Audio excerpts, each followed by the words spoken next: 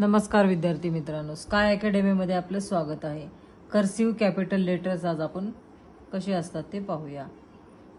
A, B, C, D, E, F, G, H, I, J, K, L, M, N, O, P, Q, R, S, T, U, V, W, X, Y आणि Z. याप्रमाणेच तुम्ही practice करा।